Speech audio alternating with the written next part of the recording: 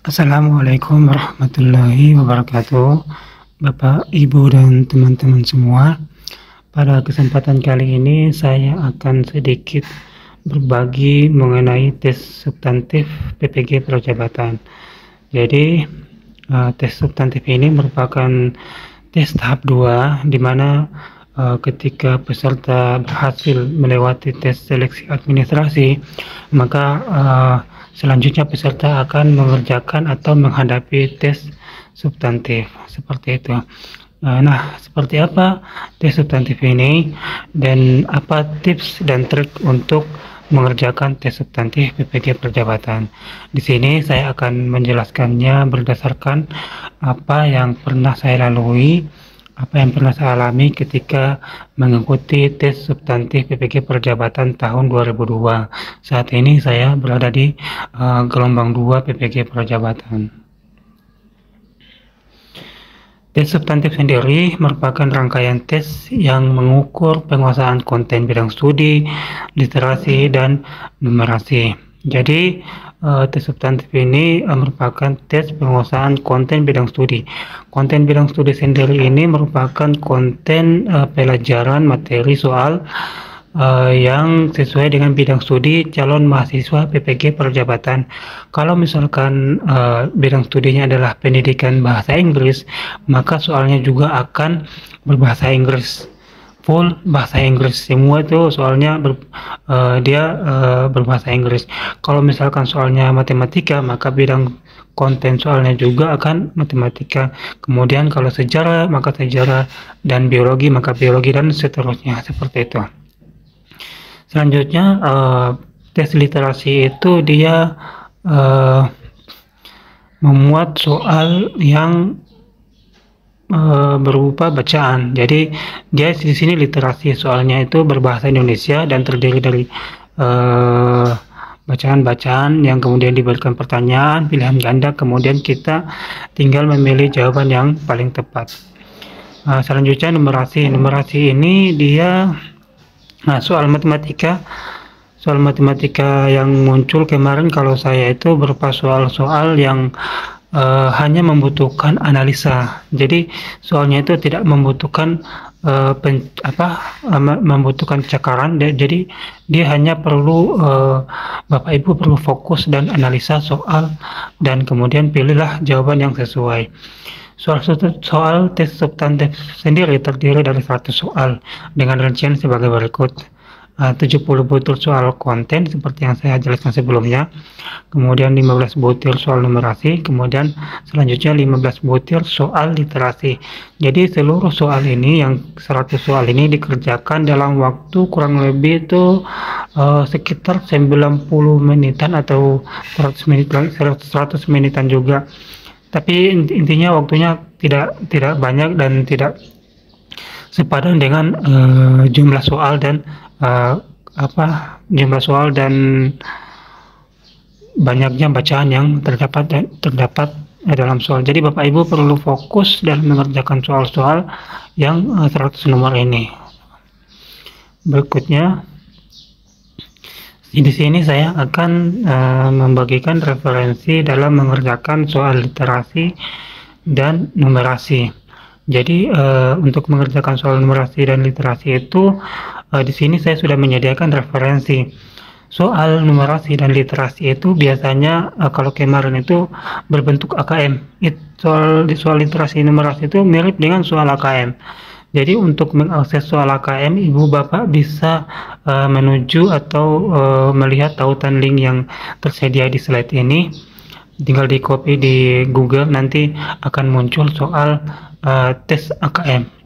Bapak Ibu tinggal mengerjakan soal tersebut sebagai bentuk latihan.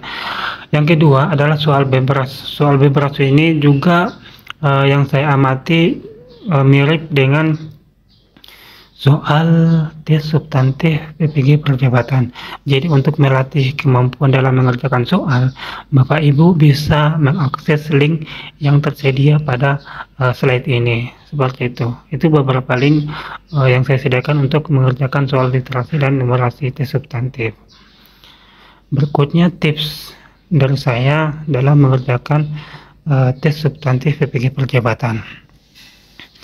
Yang pertama itu belajar dengan baik tentunya.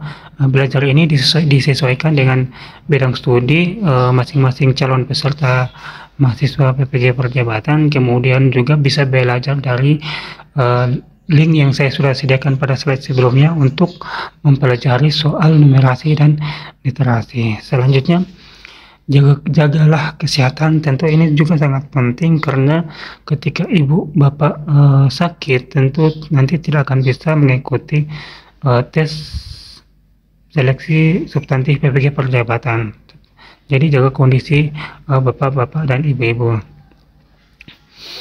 Selanjutnya perhatikan jadwal tes pada kartu substantif. Jadi ketika kita dinyatakan lulus tes substantif itu kan nanti ada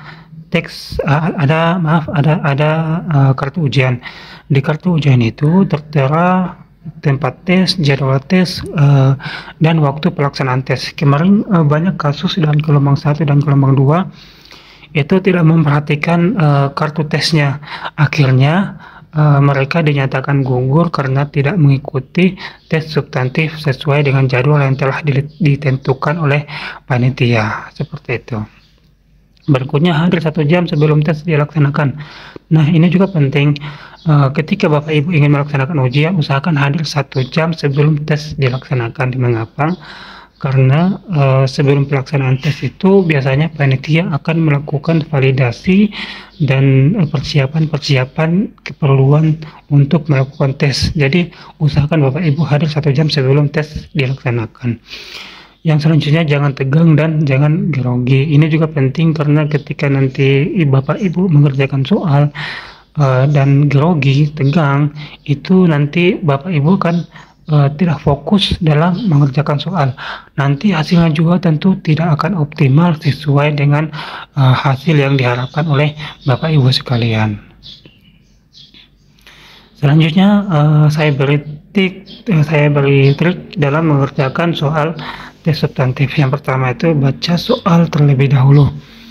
Pertama, ketika Bapak Ibu sudah menghadapi soal, itu yang pertama itu dibaca pertanyaannya dulu ya Bapak Ibu. Baca pertanyaan dulu, kemudian sudah pahami, kemudian ketika sudah memahami maksud dari pertanyaan, carilah kata kunci dari pertanyaan tersebut, kemudian kata kunci tersebut dicari pada teks bacaan yang telah disediakan. Jadi Bapak Ibu di sini tidak perlu membaca keseluruhan teks, cukup mencari kata kunci dari pertanyaan dan kemudian carilah kata kunci tersebut pada teks bacaan. Insya Allah nanti Bapak Ibu sudah bisa menemukan jawaban dari soal yang dimaksud.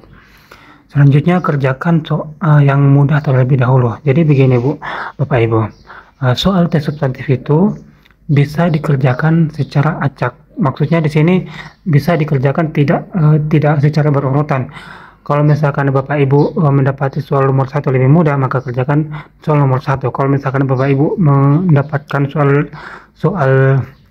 nomor 5 lebih mudah, maka kerjakan terlebih dahulu nomor 5. Demikian pula ketika mendapatkan soal nomor 9 lebih mudah, kerjakan pula nomor 9. Jadi soal tes substantif itu bisa dikerjakan dari nomor 3, nomor 7, nomor 10, nomor 11, dan nomor 15, kemudian balik lagi ke nomor 1, itu bisa seperti itu. Tinggal Bapak Ibu pilih mana yang lebih mudah menurut Bapak Ibu. Isi sebelum waktu habis. Jadi di sini maksudnya ketika berhadapan dengan soal, usahakan tuh Bapak Ibu memiliki perkiraan jawaban sementara. Kemudian jawaban tersebut ditandai, dipilih. Nanti ketika sudah memilih jawaban sementara untuk seluruh soal, Bapak Ibu tinggal kembali memeriksa satu persatu apakah soal yang dipilih, jawaban sementara yang dipilih tadi sudah sesuai atau belum. Ini untuk mencegah Bapak Ibu kehabisan waktu, karena biasanya peserta mengerjakan tes substantif itu terlena dengan soal, tidak fokus dengan waktu. Akhirnya ketika waktu habis, maka sebagian soal itu tidak terjawab. Jadi ini merupakan tips dari saya untuk mengerjakan tes. Selanjutnya, jika tidak tahu, jawab soal secara berurutan dan jangan secara acak. Ini maksudnya kemarin ada pengalaman dari teman saya, ada sekitar, misalkan Bapak Ibu mendapati 5 nomor yang Bapak Ibu sama sekali tidak mengetahui jawaban dari soal tersebut. Nah, di sini solusinya, jawablah soal tersebut secara berurutan. Misalkan nomor 1A, maka nomor 2, 3, 4, 5 dan seterusnya itu usahakan juga jawabannya A. Jangan nomor 1A, nomor 2 C, nomor 3 E, nomor 4 A, nomor 5 C. Jangan seperti itu.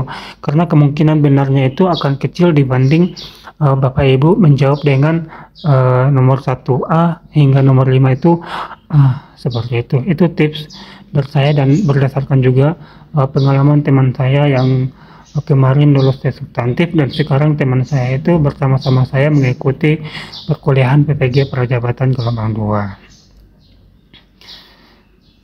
Saya rasa itu saja Bapak Ibu dari saya. Semoga berhasil melewati tes substantif PPG Perjabatan dan bisa lanjut ke tahap berikutnya, yaitu tahap seleksi wawancara PPG Perjabatan. Saya akhiri. Wassalamualaikum warahmatullahi wabarakatuh.